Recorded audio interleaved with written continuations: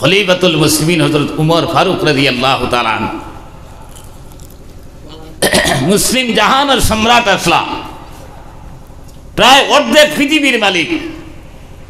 আমরা দেশের মামুলি এক মেম্বারের যেটা সান দেবো ভাই, তাই না আমরা আর মরুভূমি রাস্তা বাইর আনে দিছেন খেও লোকে নাই। কতক্ষণ যাবার পরে উপরে তো সূর্যর আলো, নিচে বালি, মরুভূমি বুঝাইতে তো আপনার গরম লাগতে লাগতে ওলা পানির তিরাসে ধরছে, বুকে লাগছে, বুকে ধরছে কইলারে খেও লোকেও আনলাম না, খানিও আনলাম না। এখন গন্তব্যস্থল পুষতাম কিলা গিয়া আপনার ই যে অবস্থা, ও স্বপ্নে দি চাইয়া দেখলা ছাগলর এক ফাল কইলারে অন্য গেলে হয়তো খেউরে ফাই দিতাম পারি। আইলা আইয়া দেখুন এক রাখাল ছেলেকে দুধ খিরাইয়া খার কইলা ওবা আমার এক ফোঁটা দুধ দে রে বা, আমার বড় জবর ফেটৌকে ধরছে আর পানির তিরাসে পাইছে। হে কিন্তু খলিফাতুল মুসলিমিন চিনে না। হে কইল ও বুড়া বেটা, ই ছাগলর মালিক আমি না, এই ছাগলর মালিক আর একজন, আমি তার রাখাল, আমারে মাছ ফুরিয়ালে বেতন দে, আর আমার বেতনের মাঝে ফেটে বুকে ধরলে আমি দুধ খাইতাম, আমারে কইছে। এখন তোমারে দিবার তো পারমিশন আমার নাই। খলিফাতুল মুসলিমিন হযরত উমরের মনে আইল আমার বুক যে সাবা যাও, আমার রাজত্ব সাধারণ এক রাখাল যেহেতু আমানতদার, সুবহানাল্লাহ। এরপরে তার মনে আইল হাসাবিকে আমানতদারি দেখার না, আমারে দিত না করি তা করে ইকান পরীক্ষা করা লাগে।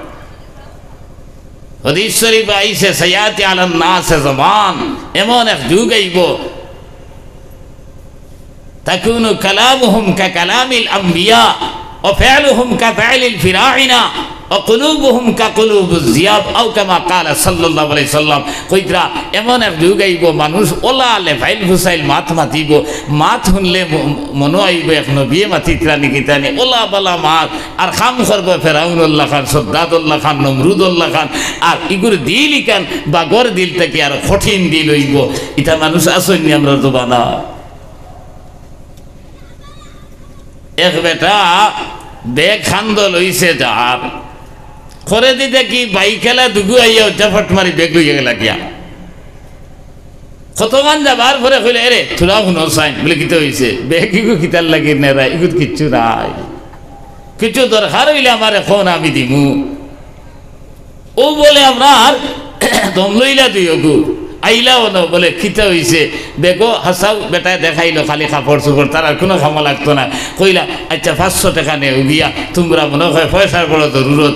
ইয়ে কইলে সুবহানাল্লাহ, আপনি তো বড় ভালো মানুষ, আমরা তেল লইতাম আরো 500 টাকা যদি দিতে হয়। কইতে গিয়ে দিলেইস, কইল আল্লাহ আপনি তো ফরিস্তা, আসলে গো ডাক্তার। এরপরে আরোকে কইল সাহেব মোবাইল কো যদি দিলেই তা তে আমরা ফোনুন খুনে বাই করলাম, মানে কইল হাসাও দরকার নিতে নে গিয়া বাদে বাইক কেন দেখা যায় স্টার্ট হয় না। ও হে কইল আমার মেকানিক্সে গুজা নাস, ও আপনার মোবাইল লইয়া ফোন করছে, হিগে খিতা মাতের হুনের উড়া আপনার হাসাম হিসাব আদর মাত কইল মেকানিক্সে কইছেন যে আমি বাইক চালানিত বড় বালা, আমি দরিয়া আপনার এই বইমু আর তোমরা দুইকে ঠেলা মারো, আর ঠেলার লগে স্টার্ট হয়ে যেত পারে। আর ও হে বইছে আর বালা করিয়া পিকআপ পিকআপ লইয়া আর মারছেন দুইকে ঠেলা ওই গেছে স্টার্ট, আর মোবাইল আত লই রয়েছে তো আর দিছে উঠিয়া দৌড় বুঝছেন না। ই দুইকে কইলা এর ভাই শুনি যাও হে আর শুনাত নাই। ও 500-1000 টাকা গেছে আর 1 লাখ টাকার বাইক লইয়া বাগিয়েছে। ফয়লা ফরিস্তার আলামত দেখাইছে নি না?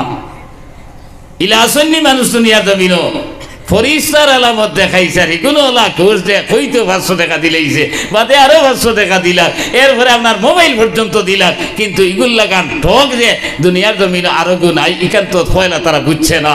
আমার ভাই হল, আমার দুস্থ হল, আর বুজুর্গ হল, খলিফাতুল মুসলিমিন হযরত উমরে কইলা আপনার ওবা এক কাম খরচ না, ছাগলে গো আমার কাছে বেচিলা, বিনিময়ে তুনতুরা পয়সা পাইলে আর আমার লাভ হইলে আমি দুধ খাই লাইলাম, তোরও লাভ আর মোরও লাভ, আমরা দুইজন লাভান্বিত হয়ে গেলাম। ওই সময় এই রাখাল ছেলে উঠিয়া কইল হই বুড়া বেটা তোর বাড়ি খানো রে, তাই কইলা বেটা বাড়ি যে চা খানো আমার কথাই কেন তোর মঞ্জুর হয়েছে নি।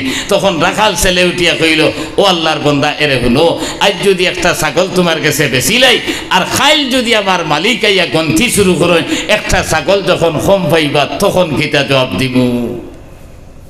খলিফাতুল মুসলিমিন হযরত ওমর ফারুক রাদিয়াল্লাহু তাআলা আনহু কইলা ওখানটা তোর বিবেকে রইছে নানি তুন কই মালিক আইয়া যদি গন্তি করই তুন কইছে আমি ওদারও আসলাম ছাগলের কথার বাগে গাইয়া ধরিয়া ছাগল লইয়া গেছে গিয়া এখন আমি বাগর মুখ থাকি তো ছাগল রক্ষা করা সম্ভব নাই।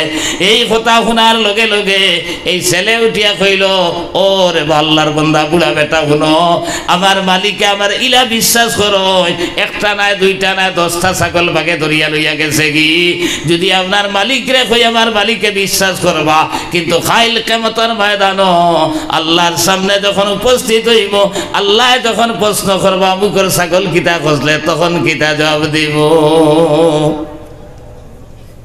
কইতে খলিফাতুল মুসলিমিনে কইল বা আমি খেতুন জিনোসনি বলে জি না বলে আমি তো খলিফাতুল মুসলিমিন হযরত উমর যেমনে এই নাম শুনছে শয়তানে দৌড়ায় উমরের নাম উনার পরে আপনার খাফিয়া দেখা যায় জমিনও পড়ি যাইব তাই দর্শন আঞ্জা করিয়া দরিয়া কইলা হই খাফস কিরে বলে হুজুর আমি আপনারে চিনছি না তাই কইলা আচ্ছা চিনলে কিতা করলে ওনে আমারে দুধ খাবাইলেই নিওনে বা চিনলে কিতা করলে ওনে আমার কাছে ছাগল বেশি লইলে নিওনে জি না দুধও খাবাইলাম না মানে ছাগলও বেছিলাম না মানে ওইলে শালীনতা বজায় রাখি আমার কথা করলাম মানে দূর বেটা কইলাম না মানে বাড়িখানো কইলাম না মানে ইটা শব্দ উচ্চারণ করলাম না মানে আমি তো বড় জবর বেয়াদবি করছি আপনি আমারে মাফ করে দেখবা। খলিফাতুল মুসলিমিন হযরত উমর উঠিয়া কইলা ও আল্লাহর বান্দা তুই কোনো বেয়াদবি করছত না তুই এমন আদব করছত এমন আপনার কর্ম করছত যার কারণে তুই আপনার জান্নাতি বনি গেছত সুবহানাল্লাহ।